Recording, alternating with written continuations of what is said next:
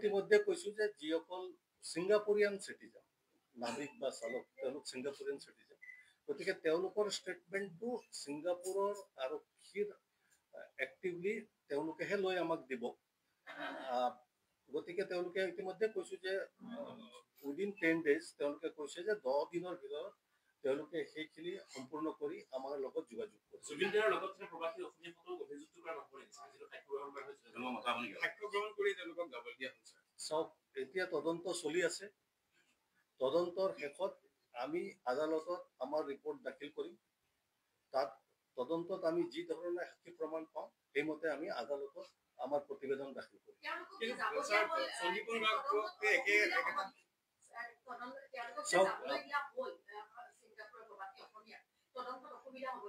তেনেকুৱা একো অসুবিধা নহয়, আমাৰ তদন্ত চলি আছে। গতিকে তদন্তৰ সময়ত ইয়াতকে বেছি মন্তব্য মই কৰিব নোৱাৰিম।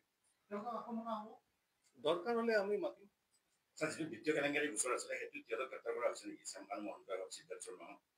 সেইটো কেছ আমাৰ এতিয়াও তদন্ত চলি আছে।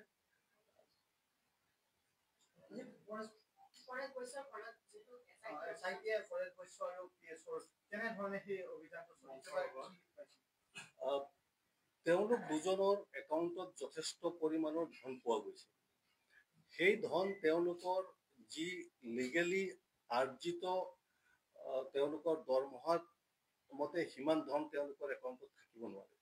গতিকে সেইটো প্ৰিভেনশ্যন অফ কাৰাপশ্যন এক্টত এটা অপৰাধ, এটা ডিছপ্ৰপৰ্চনেট এছেট বুলি এটা অপৰাধ আছে।